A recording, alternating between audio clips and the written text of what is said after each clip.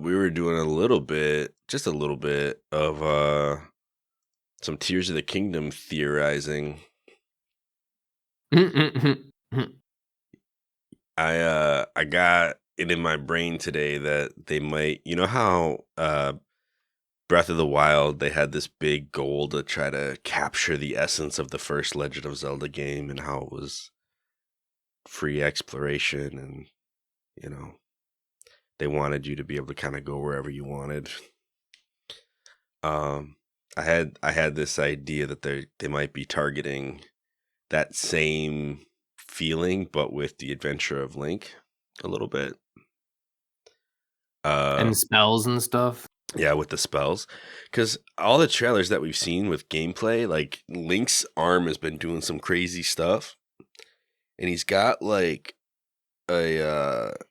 a little magic, at least I'm assuming, the device that powers it that has these little like green vials stuck into it, which to me says like magic jars, like the ones from Adventure of Link. I think they're gonna replace the magic jars though, and like do like a modern thing. And I think they're gonna use the luminous stones.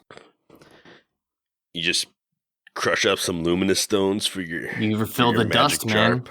Yeah. Because they're the same dang color. I hope they allow you to enchant stuff. What's up? Like, I hope they allow you to enchant stuff. Like, I was really sad that in Breath of the Wild, you couldn't take, like, Soldier's Broadsword, take it to somebody, give them, like, that sword and 5 topaz, and now you have an electric Soldier's Broadsword. Or some sapphires and get an ice Soldier's Broadsword. Yeah, that would have been dope. They had a stone to represent each element in the game. Why can't we use those stones to enchant stuff? They actually had that set up. I know. It was so sad that they're just like, let's not do that. Like, oh, what?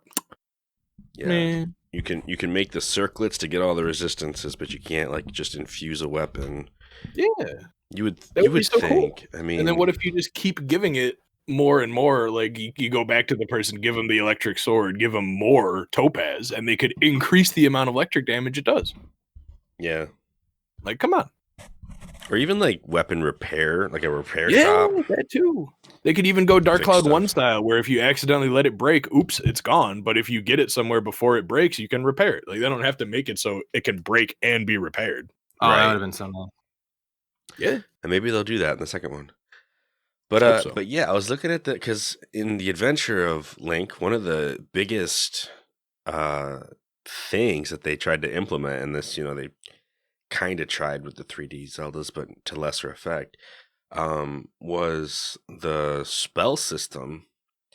Oddly enough, there were 8 wise men in that game, and each one gave you a unique spell, which to me went right back to there being 7 or maybe 8 heroines, and each one had their own specific power. So I was trying to line them up here and see what we could come up with. The one that I couldn't line up very well was the fire spell, because there aren't a lot of I haven't seen any. There's a fire spell in the Tears of the Kingdom trailer, but there's not. There's none of the heroines' powers look like fire, so that was kind of a fire's usually kind of a dead end, all-inclusive one too. Like, yeah, usually there's always fire, right? But the spells in the spells in the Adventure of Link are, I have them out of order now, but reflect life, like reflect bounced enemies' attacks away from you. Life would fill your life bar back up. Shield would make you take less damage. Fire made fire shoot out of your sword. The fairy spell turned you into a fairy so you could fly around. The jump spell allowed you to jump like to the top of the screen, basically. There was a spell that would turn enemies into weaker enemies. And then there was a thunder spell that was like the last spell you got, and it just like a screen wipe type deal. Yeah. And so I was looking at these powers that the heroines were supposed to have. And so like the skill, like one of the powers was skill, and I was like, well, maybe that's reflect, right? One was spirit, and I'm like, well, maybe that's life. One was endurance. I'm like, that could be the shield spell. I couldn't think of one for knowledge, so I just put fire next to it. Who knows? Wait, The flight spell would be the fairy spell, or the flight power would be the fairy spell. Hold on, man. It looks like he had a revelation. I know. No, I want to get I'm through the gonna list, let and then Fawn I'm gonna finish. Yeah. The motion spell would be the jump, or the motion power would be the jump spell. And the gentleness power would be the spell. And then there's one power that is missing, because if the 8th heroine had a power, then it's just a mystery. But that I had with the thunder spell, because if that 8th heroine is a Gerudo with like a power, power or something, like that would be a thunder thing, I would think. And that would also kind of play into why it was banished, being like a treacherous and devastating attack move. But also, Urbosa has Urbosa's Fury, which is like, plays right into that too. So I think you're onto something, Fonz. Because do you remember in the trailer for Tears of the Kingdom where we saw Link shooting fire out of his arm? Like his dragon arm? Yeah. Yeah. Okay, so 4 and 4, right? They've done 4. There's probably, I'm just going to throw this out there. Maybe they're going to introduce the new 4 spell. So we had Shield, which was the Druk's protection. Right. We essentially had Jump, which just makes you jump really high with Rivali's Gale. Which is funny, because that would mean that one's not flight. Right. And that something else would be flight, which I guess makes sense, because if Tears of the Kingdom is going to be as vertical as it looks, being able to fly would be like, just, there would never be a better game than that. So what if because we had Shield, Jump, Life, and Thunder. So what if they introduce Fairy, Fire, Reflect, Spell in this next game? That would be something. Because that's the trend I'm seeing with these spells from Adventure of Link. 4 of the spells were actually spells in this game. That would be, I mean, if they did it, that would be quite a called thing on our end. Mm-hmm. I'm willing to write that down on our list of crazy theories. Crazy. Yeah, Fonz was saying, like, the whole chunks of sky in Tears of the Kingdom they're gonna have, and like the sky palaces that they're gonna now introduce and all that junk. Oh yeah. Mm-hmm. So he was like, that's straight out of Smash Bros. Like the palace level in Smash Bros, that's just like a floating island. If they make that an actual location in Tears of the Kingdom, I will be so happy. That would be hilarious. It would be incredible. Let's call it the Smash Plateau. Or Smash Toe. Yeah. Smash Toe. Nintendo.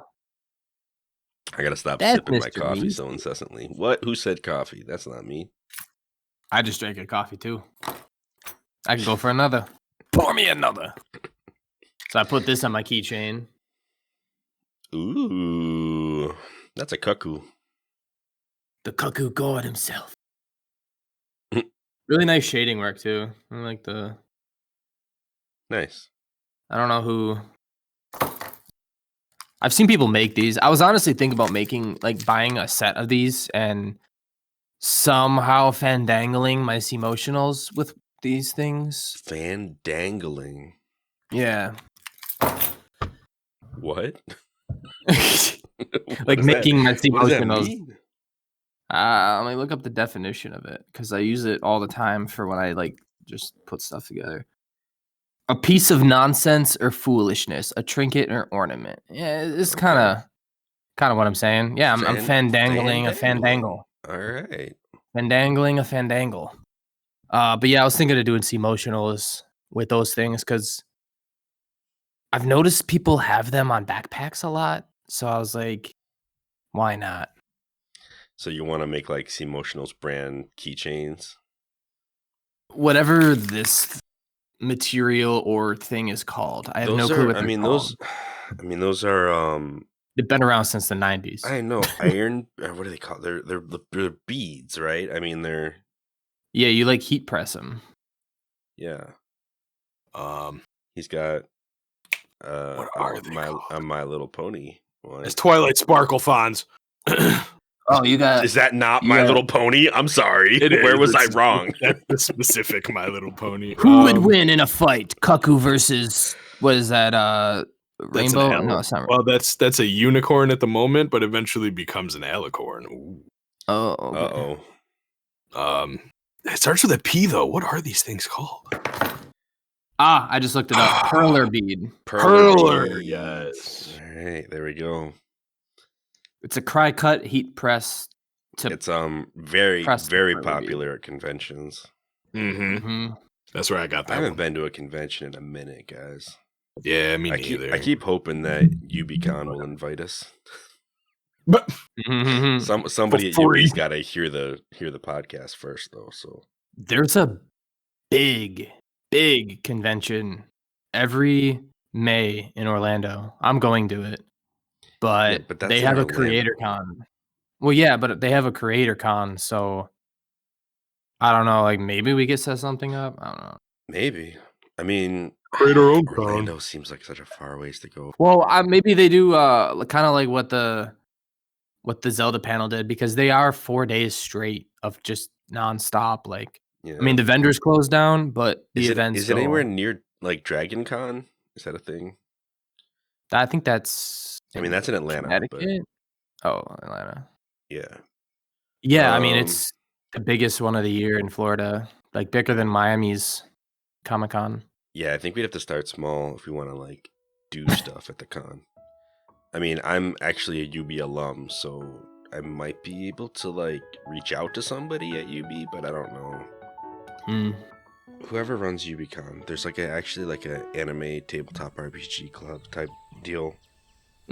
Strategists and Role Players Association. So SARPA. SARPA. Yeah, it's SARPA. Yeah, that's what I remember. Maybe reach out to SARPA, whoever the president of SARPA is currently. I'd want to set up a booth and sell pins. Yeah, bro.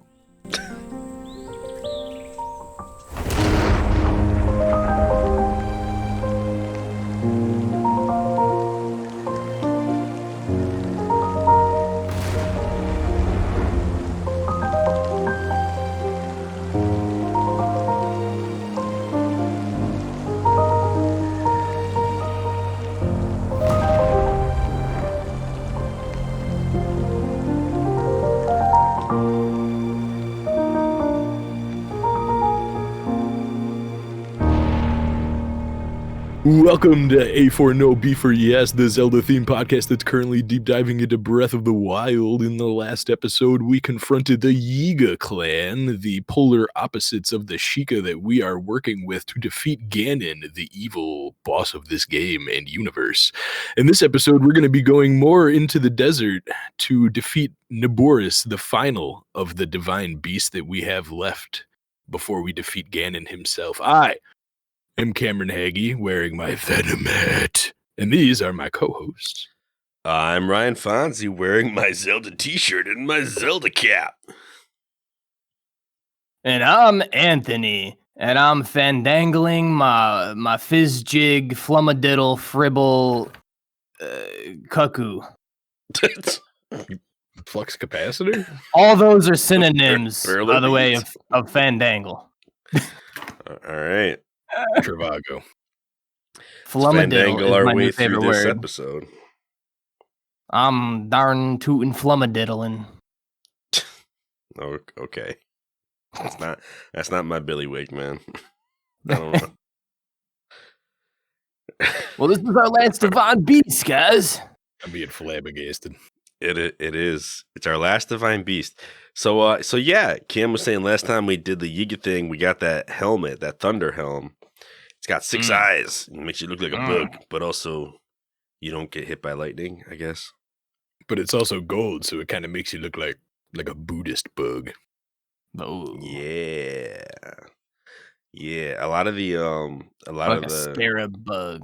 Gerudo clothing in this game, I guess, is actually like based off of Buddhist statues and stuff, so it makes sense.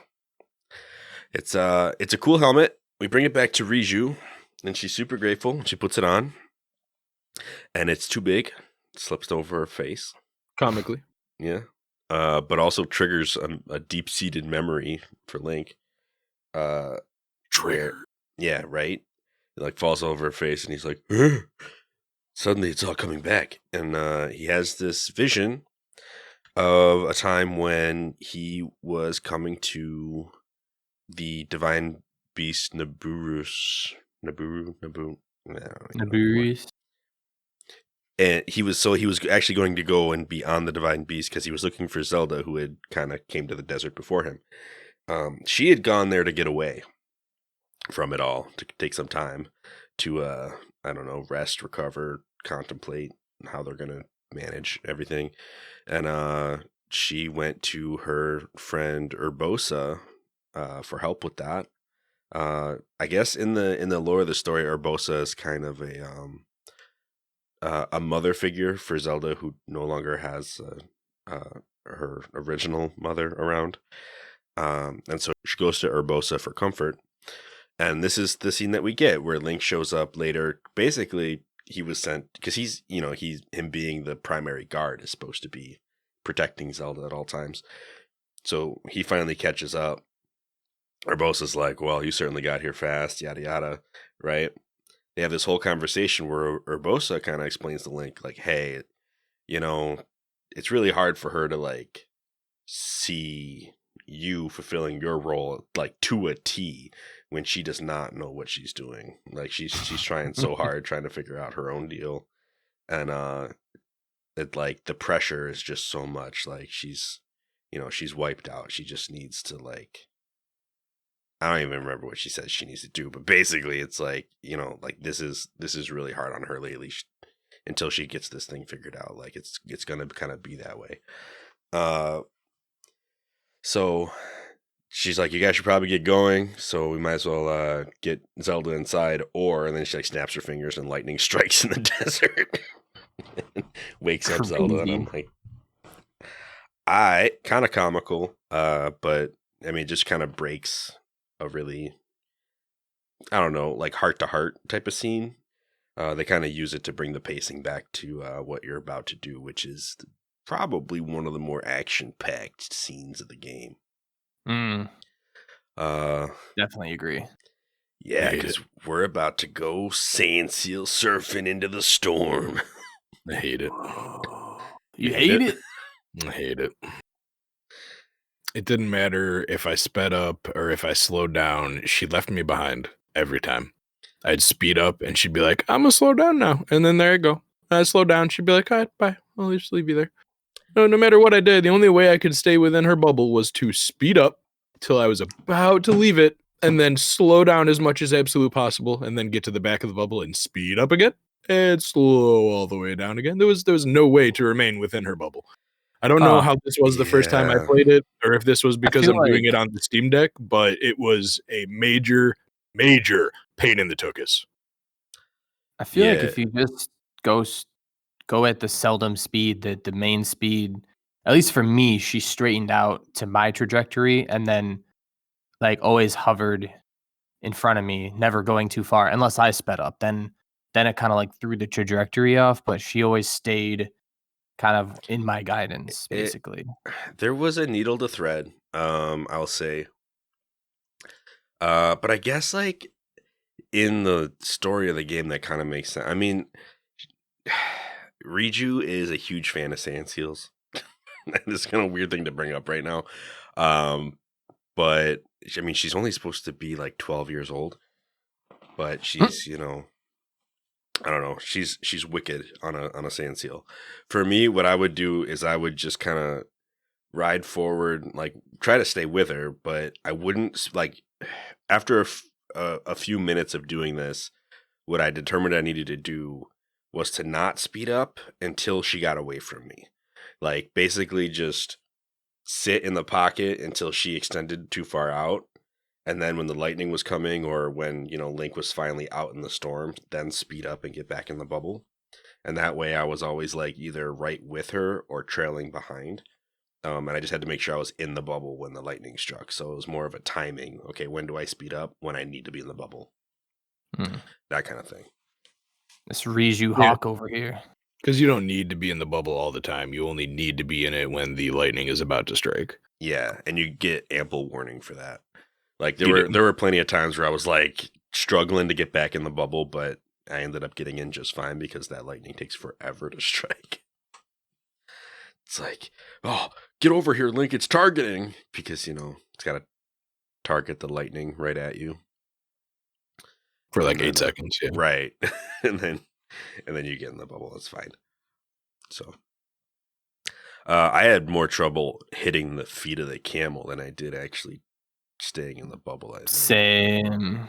Oh, that was hard because the You had to double shoot it to break it. Yeah, the first few feet were super easy, but that last foot, there was like always another foot in front of it. Like I would go up to try to shoot, and it would like bring its back foot up and hit my arrow like out of the air or whatever. Like I was like, this is ridiculous. I just need to shoot this foot again. And with the whole stay in the bubble thing going on, it was just a lot to do at once. It is definitely a lot to do at once. Yeah. I didn't realize at first that if you wait too long for hitting a foot, it'll regenerate.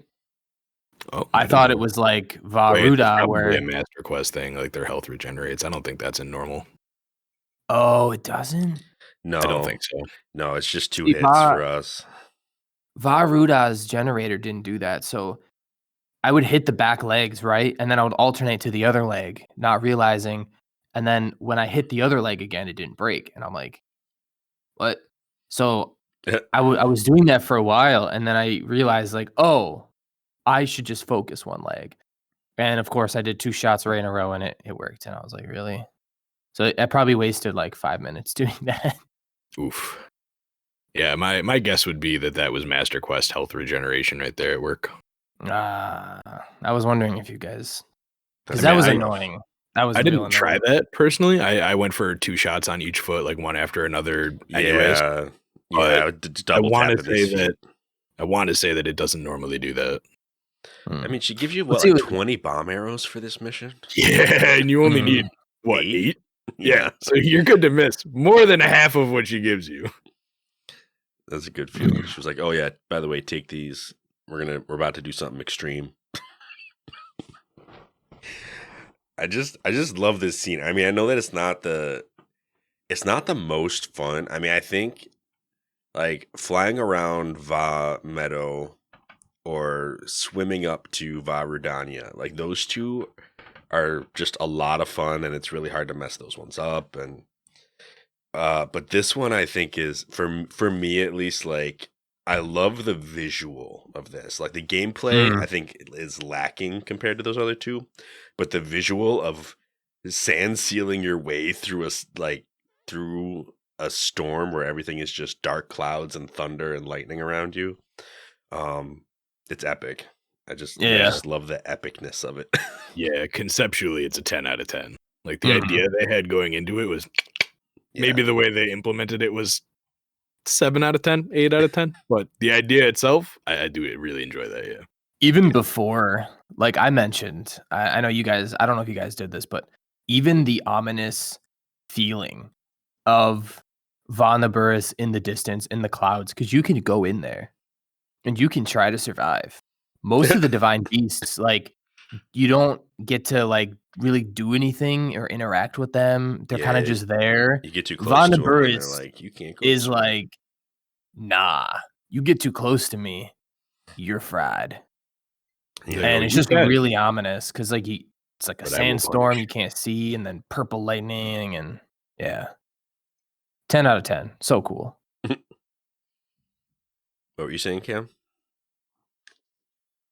Oh, nothing. I just added on, like, yeah, they did a really good job with it. Of it being something that's like looming in the back, something you can actually get to, something you can actually be threatened by, not just, oh, it's there until I do the thing that gets me access to it. You could go right up to it and be like, hey, you want to strike me down? And it'd be like, yeah, I do. Vah Ruda, like, I don't even think was through like ice around, blocks at you right? or something. Well, like I'm saying, like it wasn't Are you even talking there about until Rudania? like no, Rudania? Vah Ruda was underwater, right? Until you Oh did the yeah, reservoir. Yeah, so you couldn't yeah. even I see mean, them. I think you could see the you top of could them, see couldn't you? it. You weren't allowed to Mm. go into the area until you did everything Yeah. else. It was like And Vah Ruda is causing a ruckus. You can't go this way, and then it would kick you out. and if you tried to get too high around the bird, then it would shoot you down, right? Yeah. Well, that's the idea. Yeah. Yeah, but we get into this divine beast, and unlike the amazing conceptual feat that was the sand seal through the storm section, the beast itself is a big barrel of nothing. It's a Pringle can, basically. Yeah, I mean it's like got 3 sections that you can rotate, and there's some puzzles that go along with that. Most of which are just, which angle is the thing I need at. Let me just turn this whole section of beef around until I get to it. A couple of interesting things that happen. I mean, you can like create a circuit that opens a door and lets you out, Yeah. like stuff like that. But I think of all of the internal mechanics of the Divine Beast that we've seen so far, this one was probably my least favorite. I was like 5 out of 10. I was like, really? This is what we got? All right. Yeah, I would agree. I just like, I think this is like the least impactful mechanic that we actually get to affect, like how we change the outlook of the dungeon by the map when we get it. Like I think this one is, it's just not very good. All of the shrines that are on the inside of it, the Pringles can part of it, are super easy, barely an inconvenience. All you have to do is rotate it like 1 or 2 times, step out of a hole, rotate it back 1 or 2 times, step back inside of it, and there it is. The only difficult part of this Divine Beast, in my opinion, is trying to get to the top of it to get to those puzzles at the top with the electric balls. It's relatively easy once you get up there, but it took me a minute to actually figure out how to get back up there. Yeah. Yeah. I think Everything the last and the boss is terrible. like shield link or reactor uplink, I think that was the hardest for me to get to.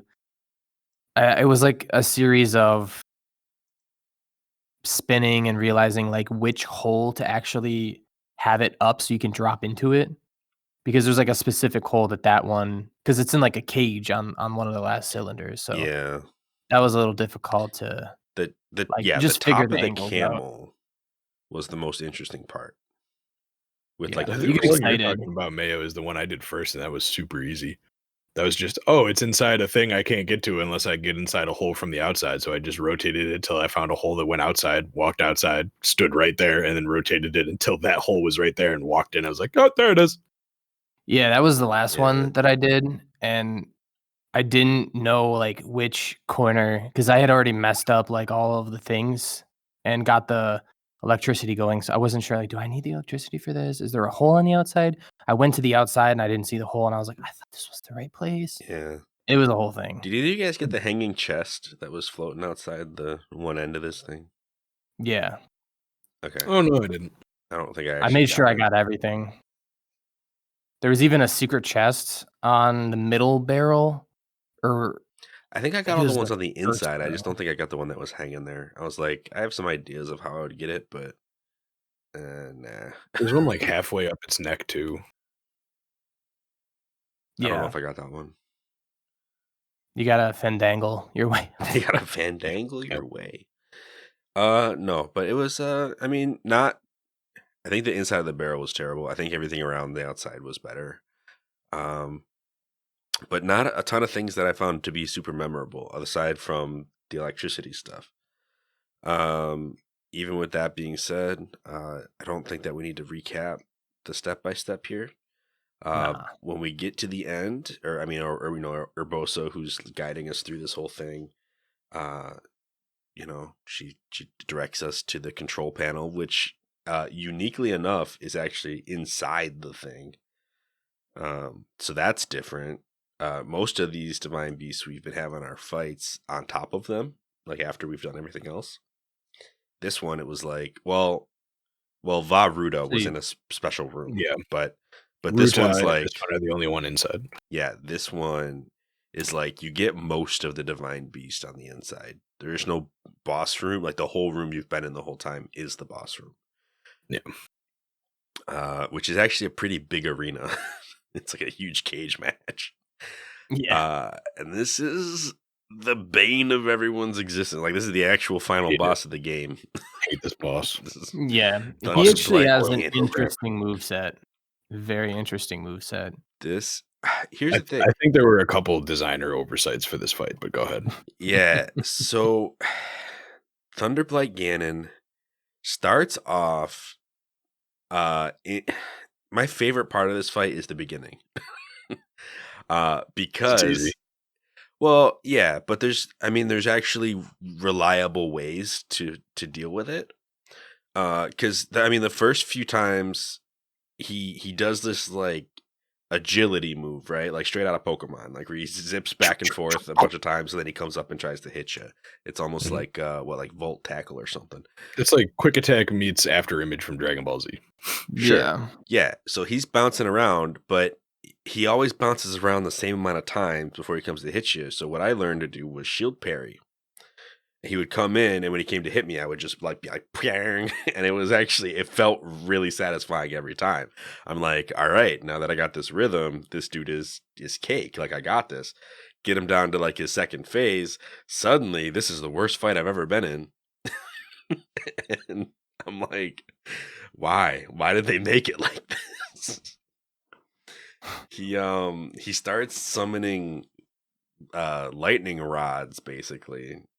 He'll teleport away from you like as far as he can get, which is obnoxious already. And then he fills the whole room with these spikes, shoots them all into the ground, and then sends electricity to each one by one. And the idea is to use magnesis to pull up a spike and put it right in his own face, I guess. But that doesn't always seem to work right. Like it doesn't. Like he doesn't always get hit by it. It doesn't always really count. I spent so much time just running around getting hit, trying to get magnesis on one of them. Like it was all bad. I think that part's easy, actually.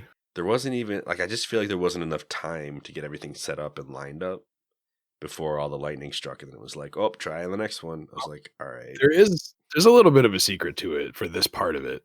And that is if you grab a spike and then you just hold it, it won't get destroyed by the lightning when it zaps it. Only the spike that you're holding with magnesis can survive the electricity. So if you just grab one and then wait for the electricity to destroy them all and then just make your way over to him while he's dropping the next ones nice and nonchalantly, you can get it all nice and lined up right next to him as he's doing all his stuff, and then he zaps it and it's like guaranteed. Oh. You do it over a 2 cycle instead of a 1 cycle. The part about this fight that I hate with a passion is that in the first phase, his little agility after image thing that he does is super easy to do a backflip. And you're just like, whoa, and like you said, super, like you just feel, it's like watching Neo go with the bullets in the Matrix. It just feels so good when you're watching it. Right. And then he goes into phase 2. And for some reason, the game now no longer recognizes the fact that you're doing any kind of anything to him. It doesn't matter if you're backflipping, side jumping, shield parrying. He just goes through all of it. The game decides it doesn't want to register the fact that you're doing any of the things that you're doing because it apparently wasn't programmed right or something. I really don't know. Like half the times that I did these things, it did not recognize that I did them. Yet in the first phase, it recognized it every single time without failure. Yeah. And he would and then not only do you fail the jump, but then he does an entire 6-hit combo that he's moving forward during the entire thing of. So you are guaranteed to get hit, even if you do 2 backflips in a row. Yeah. Yeah. My shield parry strategy. I would love to know the secret. Double Micard. Because I don't know it. And it frustrates the living heck out of me. Because I was frustrated too, and he killed me once at the second time. 7 times. Because in Master Quest, he gets his health back and he goes to the opposite side of the arena. So by the time I can magnesis him to get him down, frustrating because his health is already 25% back. So zigzag is because you need a wooden shield. Because if you have metal, that would work. you'll get hit. and like he's like basically you can't dodge it. The only way to dodge it is to shield parry with a wooden shield, and then you just flurry rush him basically. I didn't And it's real annoying. think of that soon enough. Yeah. And I don't know if I even had a wooden shield while I was in the fight. I might have, and I just didn't realize it until after the fight. And I was like, I should have used a wooden shield. That still seems I luckily like had the Deku one in my inventory. Yeah, I didn't realize it at first either. I was using metal, so the first half of the fight, it worked perfect. Second half of the fight, the timing was right, but I would just drop everything. It'd be like, oh, you dropped your sword and your shield and all the stuff. I think you could also use a guardian shield too.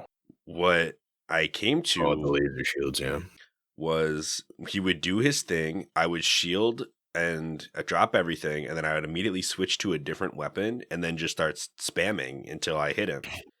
And then once I hit him, he would like get all messed up and he would be open to more attacks. So I was able to work my way down, but I was taking a heavy health tax this whole fight. I'm like, listen, I'm just going to do what I got to do. This is not a clean fight. I'm just going to try to outpace the damage. And that's how I ended up winning. But it was disgusting. I was like, there's got to be a better way to do this. That's what I did too. I ended up having to use Mifa's Grace as well as a full heal with 5 additional yellow hearts on top of that just to have enough health to survive the second phase. Yeah, I was eating so much food. Link was going to get rolled out of that Divine Beast. I had the whole, so I had just gotten the Fierce Deity tunic, which was the last thing I was missing from the Fierce Deity set. So I went to the fairies, upgraded it a couple times, and I used the Fierce Deity set with the sword. It was beautiful. Nice. It was gorgeous. It was like a full boss battle thing. It was like around my 6th attempt out of 7 or 8 that I remembered that I actually had one piece of the electric resistance rubber armor and that I could put that on and that might actually help me survive a little better. And it did. So actually remembering that I had rubber pants helped me a lot in this fight. Imagine if you had the full set. All right. I thought about that.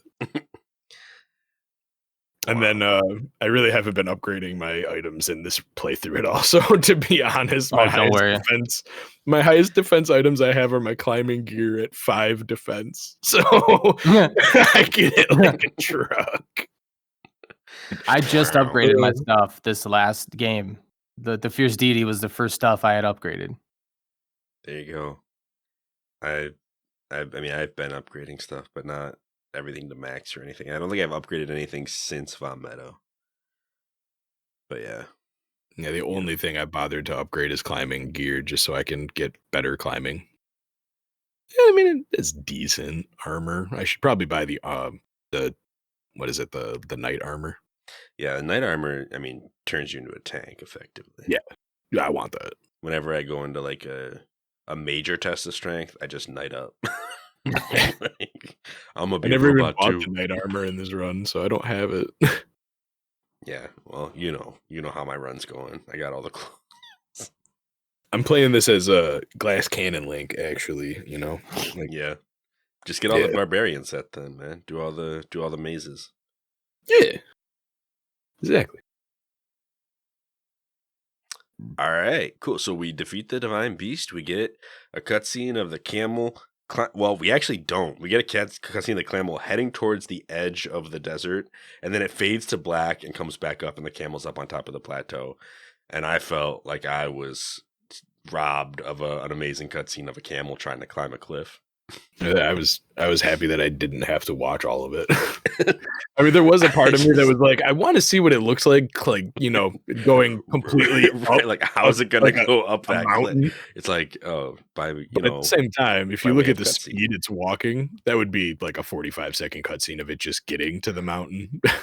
Right. Well, I mean, I thought there would be some kind of explanation for how it got up there. I'm like, does it have like booster feet and it just kind of That's what I was thinking. But no, it just fades to black and then comes back and it's up there. Like, yep, there it is.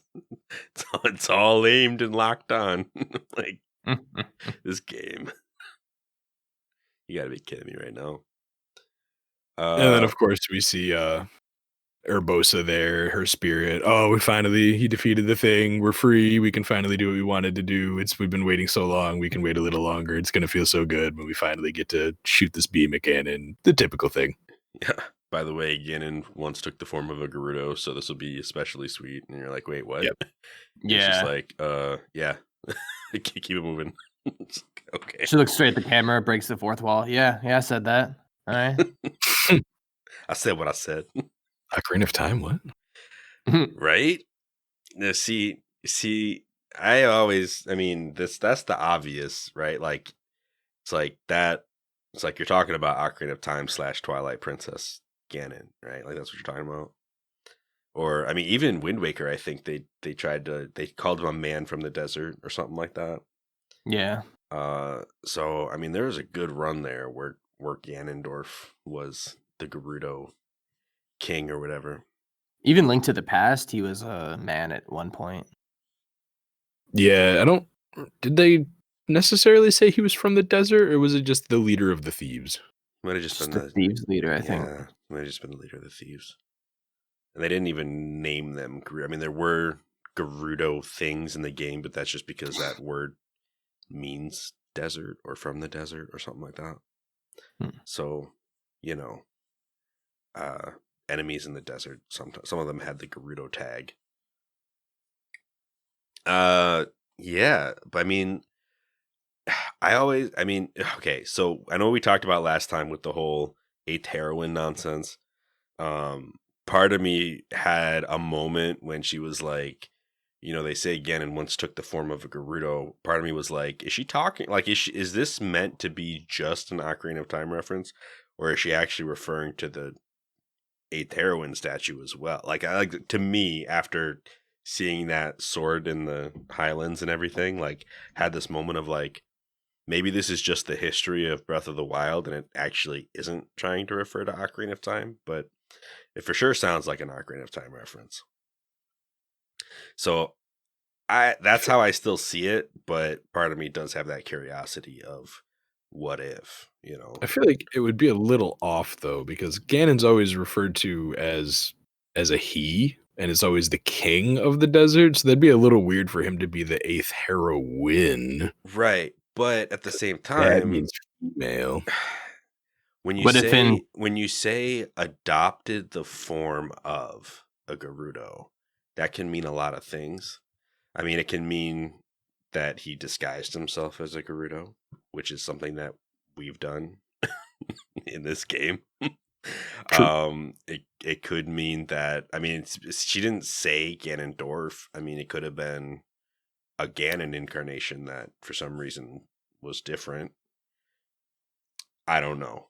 I'm just saying that there are possibilities. I remember looking up the definition of adopt to try to figure out what that could mean. But it doesn't necessarily. I mean, like the premise is that this, you know, Calamity Ganon malice monster that we've seen can take different forms throughout different ages. So, yeah, if it manifested as a Gerudo, I mean, the number one thing every Zelda fan's going to think of is, oh, that's a reference to another game.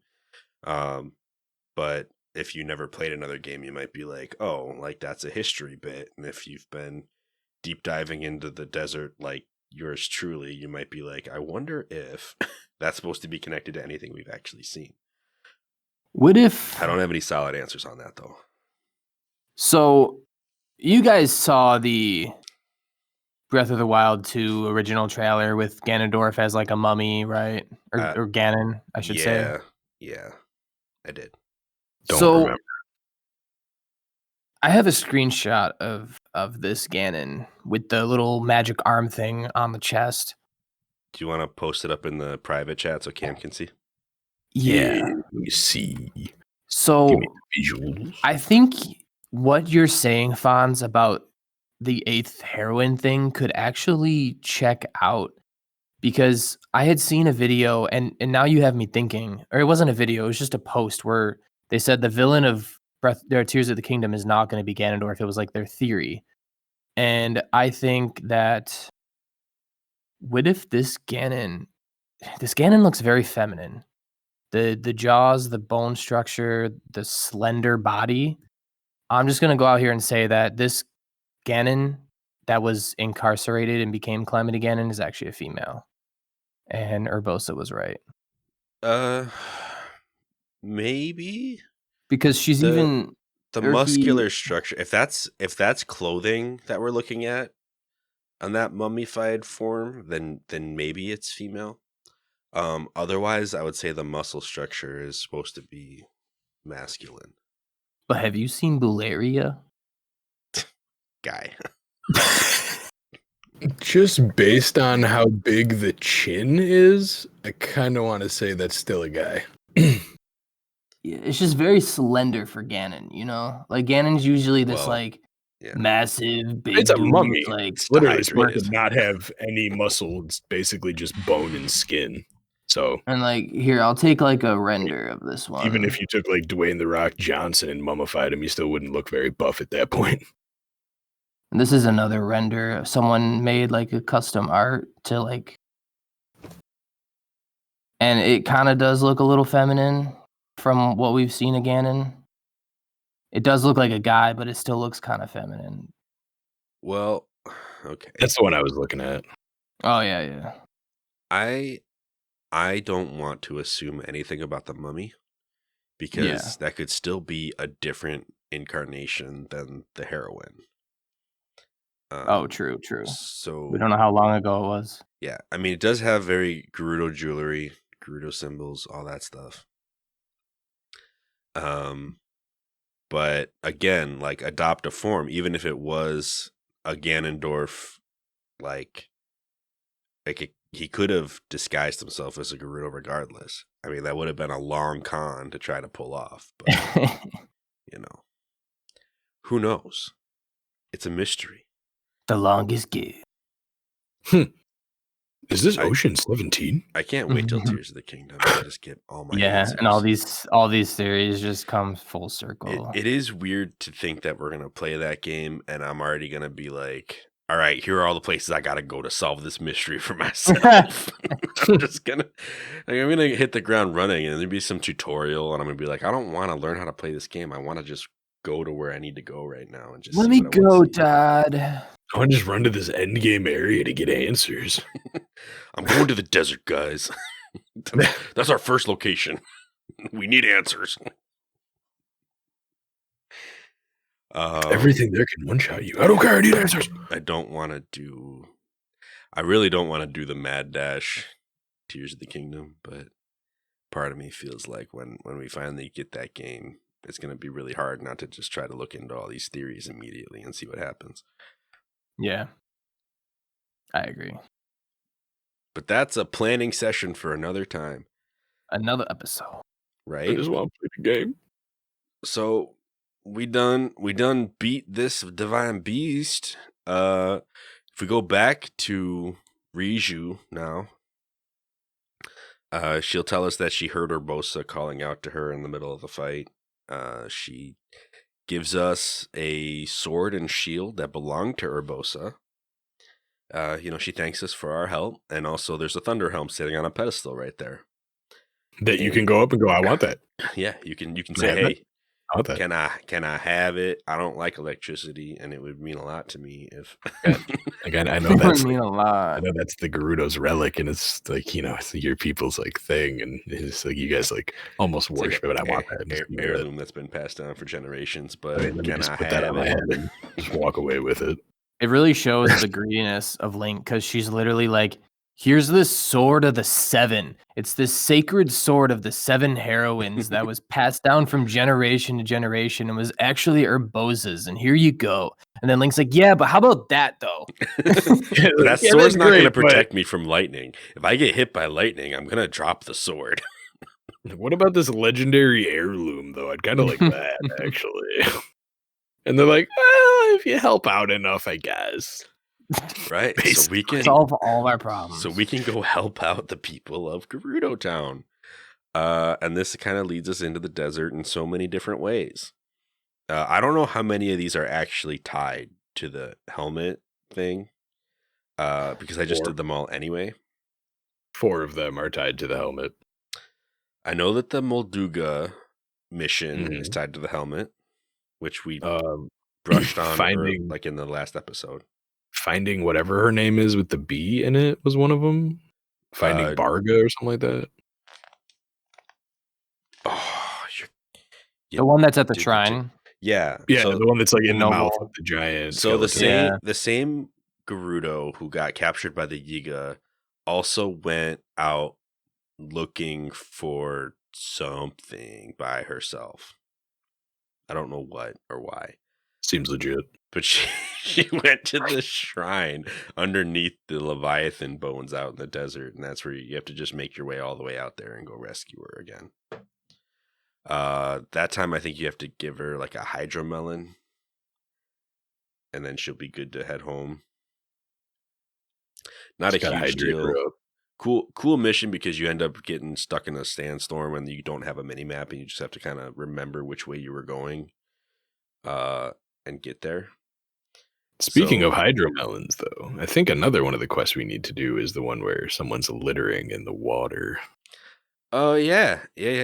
So that's another cool one. I mean, do we want to just kind of skip around like that? Because that mission was pretty short. So this one, if you don't defeat the divine beast yet, right before you defeat the divine beast, if you go around town, you can see this whole thing playing out still, where there's just some melon rinds floating through one of the aqueducts that they got going on at Yeah, there town. is.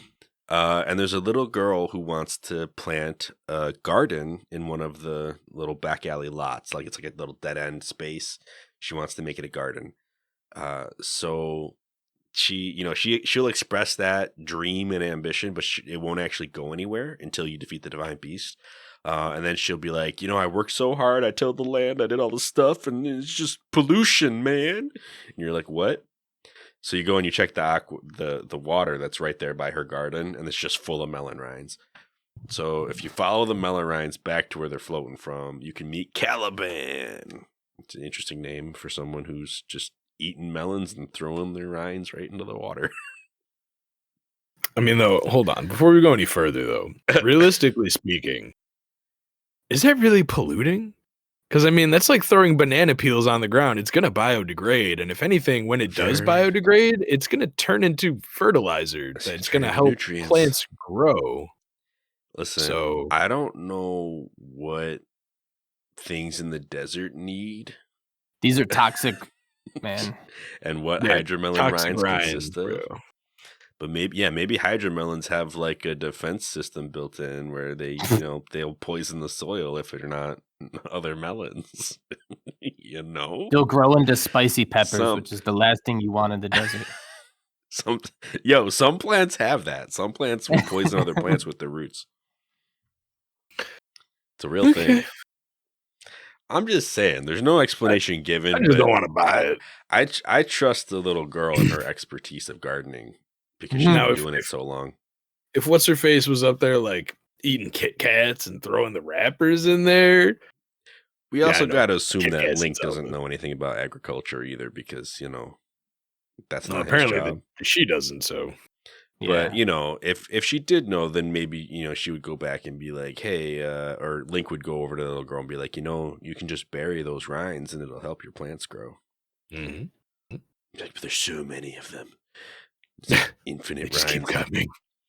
But it's kind of funny because, like, if you talk to Caliban the first time, she's like, why should I care about other people's problems?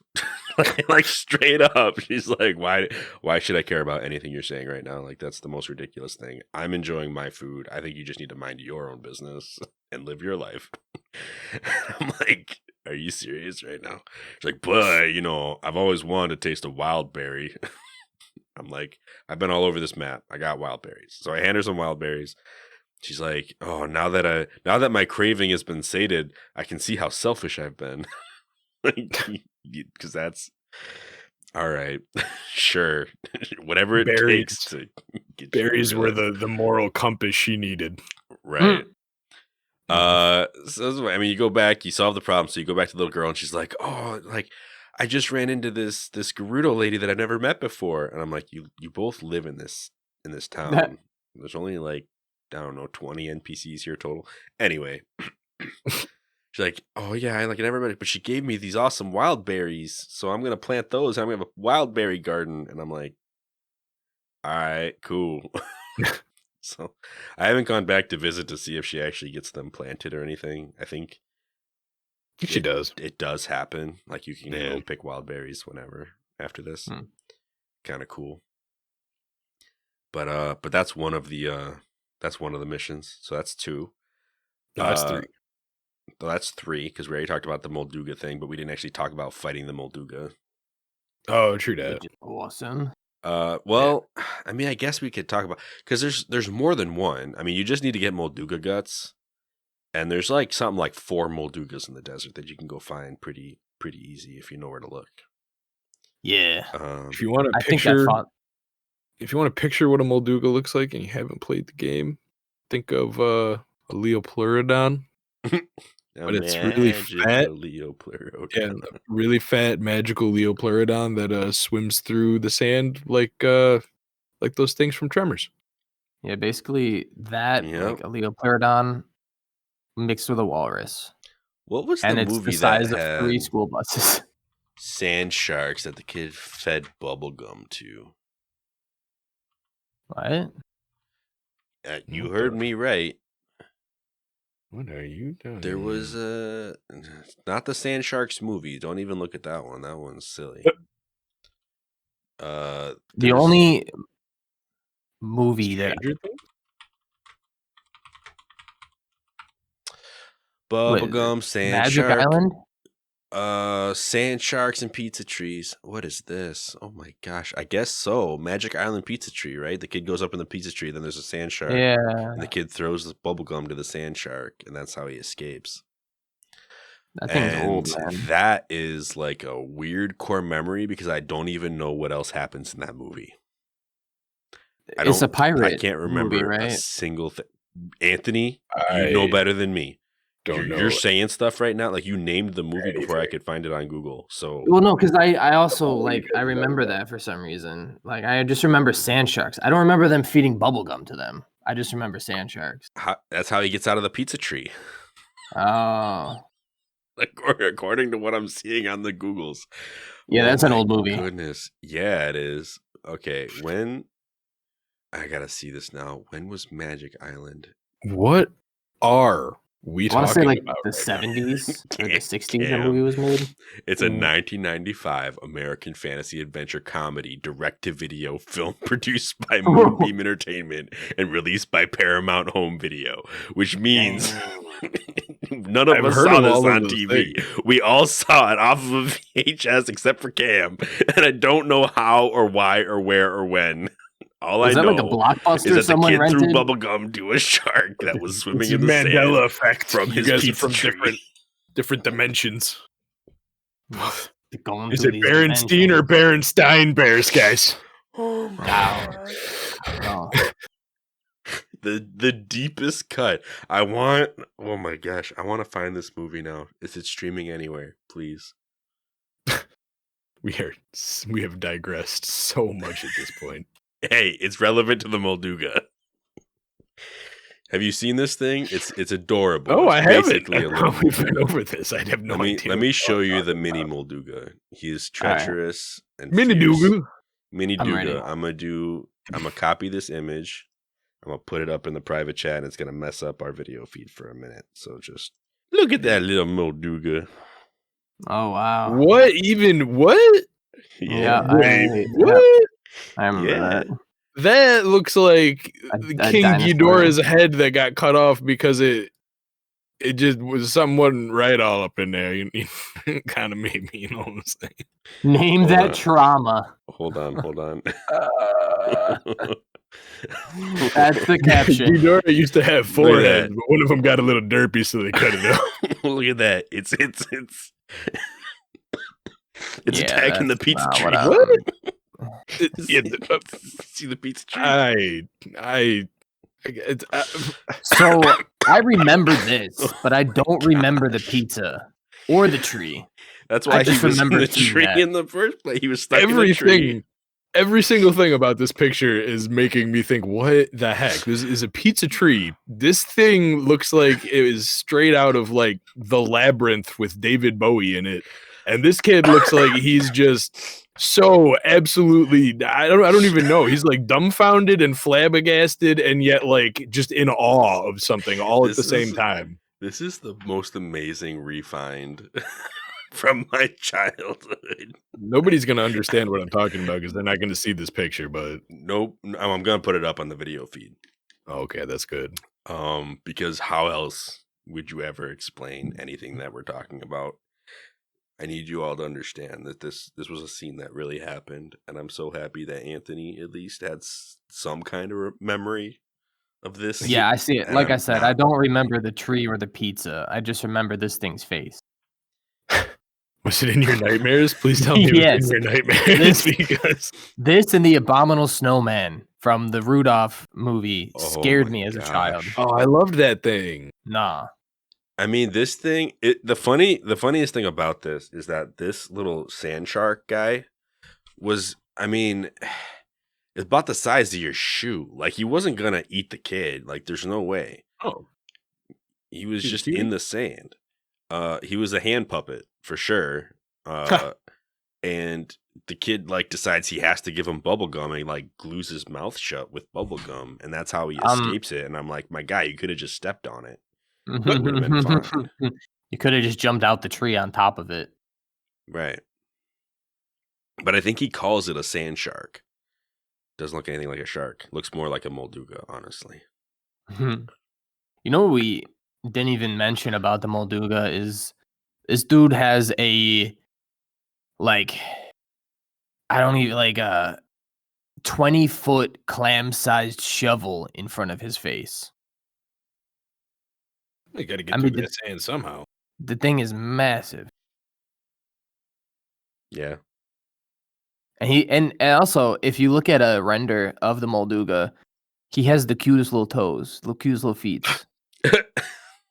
I mean, no, like he got them toe beans, man.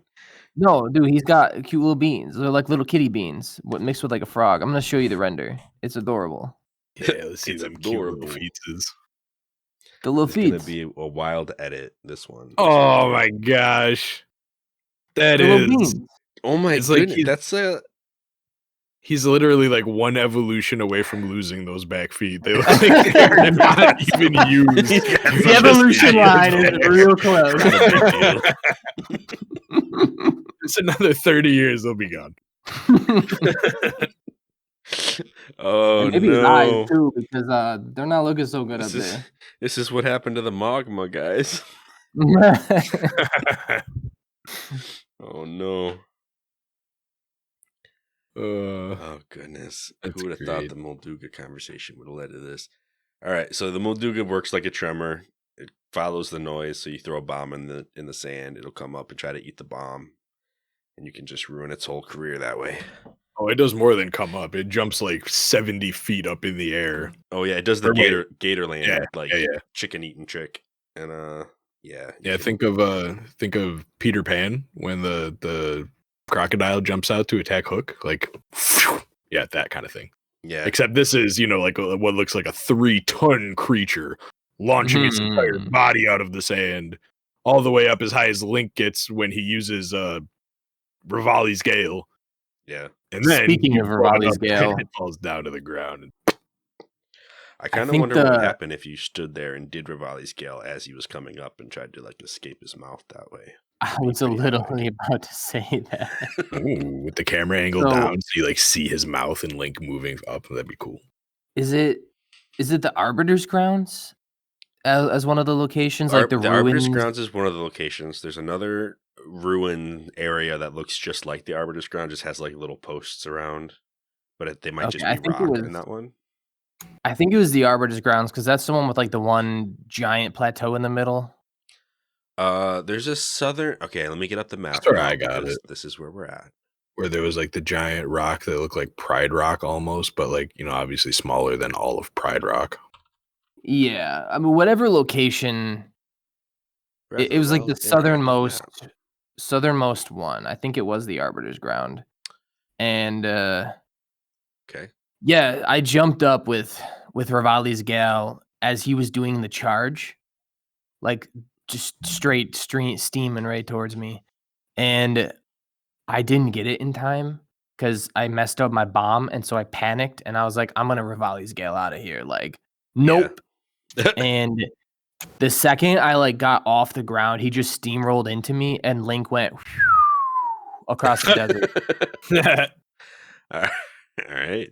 Yeah, there's one in the Arbutus Grounds. There's one at the Southern Oasis, which is like a huge plateau that a Molduga kind of surrounds it. Like it'll kind of stalk it, kind of like a sand shark around a pizza tree. And then, and then there's one. I'm trying to find the name of the area. It's just in the random desert north of Dragon's Exile, I guess.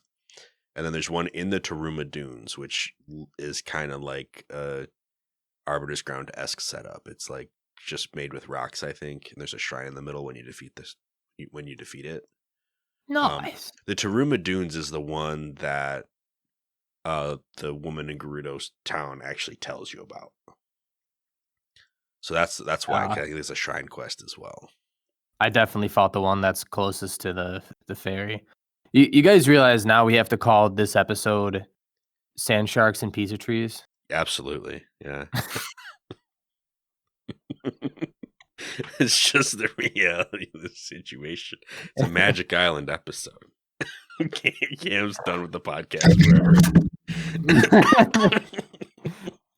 Okay, so when you look at the interactive map of I guess it's a Leviathan. I don't really know what else to say about it. Over the Great Fairy Fountain. Or maybe the Leviathan is the northern one. I don't really know, but there's a massive bone structure in the very southeast or southwest of the desert that you need to go through a sandstorm to get to, and then you come out at this fairy fountain with this massive bone structure creature, and it kind of looks like a giant Molduga that was like 10 times as big as the modern Moldugas. It's a Megaloduga. So interestingly enough, like you're saying, like southwest corner of the entire map, there is the Gerudo Great Skeleton, which is, in my opinion, ironically named. That should not be considered the Gerudo Great Skeleton. There is that's where you have to go to rescue the Gerudo that gets lost in the desert again. Bartree or Bertree, I don't remember her name. The reason I say it's ironically named is because there are bigger skeletons just kind of littering the desert that seem to be more impressive than this great skeleton. I think it's just more together. Yeah, it's like a whole piece, but somewhere in this game, there's a group of guys at a stable who want to see pictures of the 3 Leviathan skeletons, and they're like, oh, what could these massive creatures have been? And they don't even kind of mention the fact that there are all these other humongous skeletons out in the desert that are just as big, if not bigger. So there were clearly more large creatures than the 3 Leviathans, but they don't explain what all of them are. But yeah, I digress. Come back to this. There's a rich history out here. I heard somebody when I was on the stream, I think, mentioned that like they thought that this had a similar history to the Lanayru Desert, where maybe this was an ocean, so these were giant ocean creatures. It does sort of look like a whale, but yeah, it's got the whale skull, but I guess so does a Molduga. So it's a Leviathan Melveli. A Leviathan Miku. Leviathan Melveli. It was back in the time of megalodons. It was a massive, basically like a massive sperm whale, except it actually attacked and ate stuff. It was carnivorous, and it and megalodons actually fought quite often over territory in the water. Oh, that's that one that looks like a real rugged sperm whale. I've seen pictures of those. Think of Moby Dick, but with extremely razor sharp teeth, and it was very aggressive. Gotcha. And it was as big as a school bus, just like a megalodon. Absolutely terrifying. There's your nightmare fuel and another digression. All right. Yeah, no, the theory with those guys, I mean, I think I don't think we talked about them when we originally planned to, but they were the theory behind the 3 great skeletons, because there's one there's one in Hebra, buried in an ice cave, which we might have talked about. And then there's one last one up in like above the Elden Mountains. There's an Elden great skeleton. And they all have features that resemble giant whale-esque creatures from other games.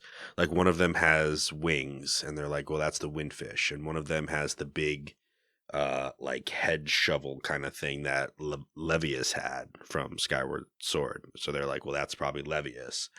And the last one, I don't remember if it was Jabu, like Jabu, or if it was Jabo.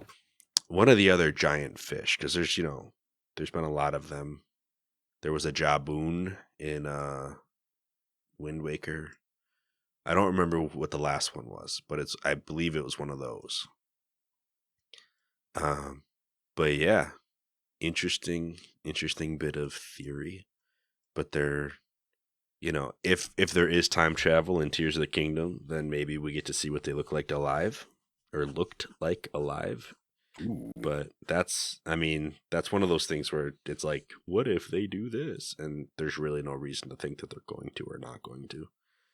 Yeah, I feel like they already did the whole time travel thing with the Hyrule Warriors games, and I feel like they're done. Because they convoluted the whole story. Yeah. They tried to patch, like, what happened before Breath of the Wild, and it was just like, they broke, it was sort of like the Marvel thing. They broke timelines and together.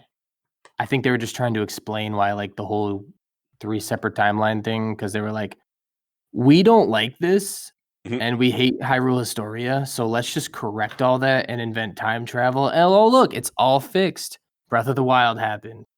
Yeah. And I feel like that's what they were trying to do, because it's really weird, the time travel. Yeah. Like, you go back in time to where, like, Link was a knight at the academy in Hyrule Warriors, kind of like just getting assigned to his mission with Zelda, and it was all like, the heck. Okay. So, time travel aside, what was the last mission that we had to do for The this? ice, right? Oh, the Noble Pursuit. Yeah. Gotcha. All right. So, out in the middle of the desert, not really the middle of the desert. Where is it? This one right here? Giant block. Mise Shume? Yeah. So out in some unnamed, unmarked area, there's a shrine that you can see from a solid distance, so it's not completely hidden or anything. There's a Gerudo who's just on the Sheikah Slate module. Like, she's keeled over, like, just over top of it, so you can't even get it as a fast travel spot. And she's just dying of thirst and needs some help. Can't seem to make it back to the town. Doesn't really want your help normally. She just wants a drink. Yeah, without an alcoholic drink, right? I don't remember if she specifies, but maybe. She's like, oh, if only I could. She probably says something along the lines of, oh, if only I could taste a Noble Pursuit or something, like, because, when you're out in the desert, you're getting mirages and stuff. She's just rambling. So, you come back to the bar where they make Noble Pursuits, and they basically tell you, oh yeah, we can make one of those, but we need ice. Like, that's the thing that we're missing. There might even be an ingredient that they needed as well, but that was something I had on hand, I think. And then they're like, oh yeah, we also need a copious amounts of ice.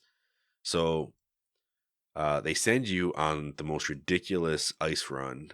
You go up to the northern ice house, through what appears to be ancient ruins, like temple ruins. And there's the Zalfos and Bakabla. Well, I think it's all the Zalfos because they breathe fire, and that's kind of the point. Yeah, we're going to the ice house in the middle of the desert. Right. Where they dug deep into the ground so that there could be ice, and then they just kind of harvest it. This mission was giving me straight up vibes from Twilight Princess when we did the Lumpsky Pumpkin run, only Nightmare Fuel edition. That wasn't Twilight Princess. That was though. Skyward Sword. Oh, sorry, Skyward Sword. We haven't done the Twilight Lumpsky Princess Pumpkin. yet. Yeah, that's what this gave me, and it was horrible for me. Well, yeah. I mean, it would have been nice if they had put the ice house up in the Hebra Highlands, so it actually made sense that there'd be more ice there. And then I can like see it that. was a tobogganing mission where you had to like sled it down the hill. Ooh, That would have been I like Seal it up that. or something. Just have like Yeah. 2 shields, one for you, one for your ice, and then just like with it right behind you or in front of you, dragging you down. Like, I mean, not dragging you down, but I mean, Yeah. helping to pull you forward. You get like one of them normally we'd call it a raft, but in this situation it's a sled. They put the block of ice on that guy and just fly it down the mountain, you know. No, I mean Nintendo hire me. Anyway, so we go to this northern ice house, we get our big block of ice. My normal strat is to try to make like a super speed potion or something. Put some kind of frost weapon on my back to keep the ice cold, and then pick up the ice and walk it across, or speed walk it across this entire Here's a valid gauntlet. question. So we have this nifty thing called, is it cryonosis? Yep. So if we just went over to, let's say, the water fountain in the middle of town and Yep. did one little thing like Yeah. we've been doing the entire game, and then just kind of, oh, look, Mm-hmm. here's some ice. Yep. Nah, none of No, that. you You're got gonna you go. got a We're good gonna go point. to ice I mean, house. Middle of the in desert. theory, if they just spilled a drink in the bar on the ground, you could just cryonis that joint Yeah. and make a big block of ice right there. But I mean, we are ice benders. turns out the aqueducts, like the little water things that are all over the rooftops, you can't actually use cryonis in them. I don't know why, but you can't. I tried it because I thought it would get me to Caliban faster, and the game was like, "This water can't be frozen." I was like, "What?" It's special water. Just nothing. Does that go for the water in the oasis too? Can none of the water in the desert be frozen?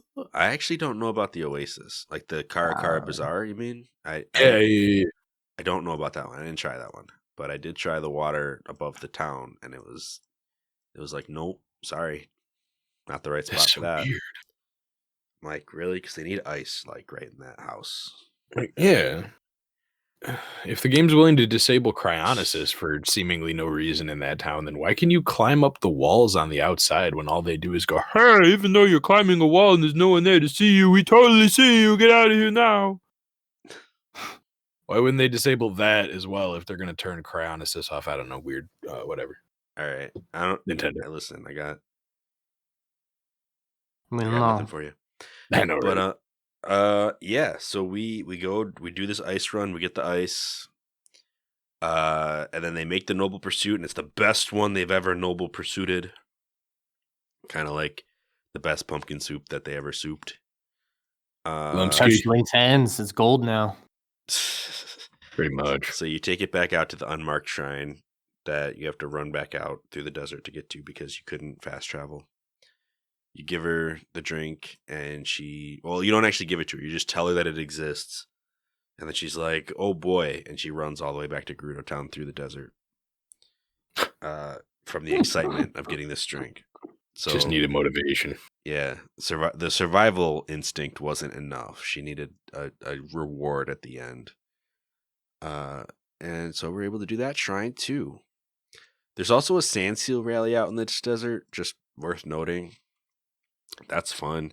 There's like a sand sealed rally record holder. It's like a big event that's like a big part of the Gerudo culture. So you go and you smash the record and you get some, reward for it. You get to go into you get a shrine by doing it. So I would recommend cool. that last quest. Like if you don't care about the Thunder Helm, fine, but that last quest or shrine we talked about, I would do it because that stress comes in handy for the DLC later. Yeah, the headdress is super useful, especially if you have it before you do the Zora mission, because then you can just kind of walk up the mountain without worrying about getting electrocuted. True. Didn't even think about that. But you know, every order has its benefits. We chose one for a specific reason, and it wasn't that. But there's a lot of good places. I mean, there's a Thunder Plateau. I'm about to go there with my new helmet and just you solve the puzzle with no danger. It's gonna be great.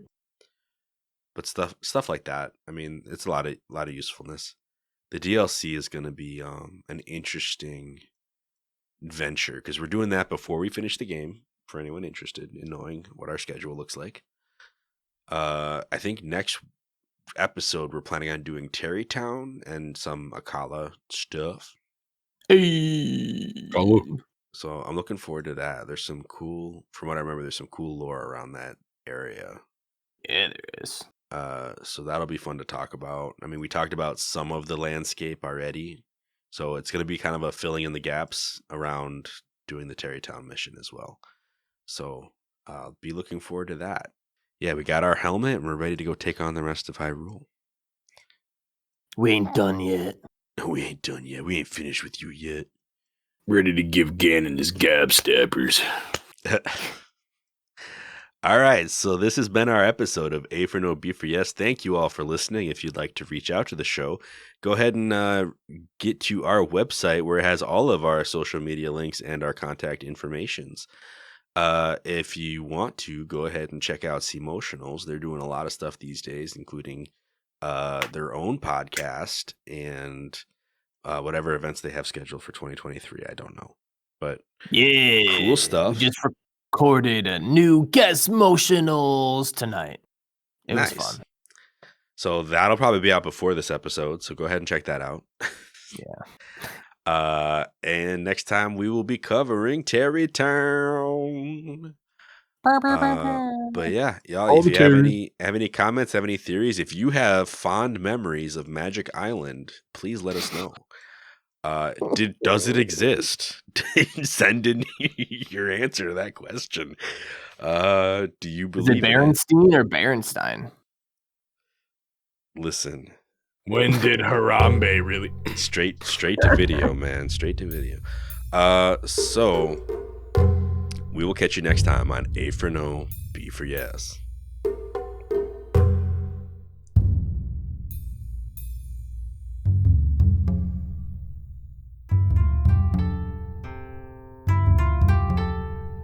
Did you get all that?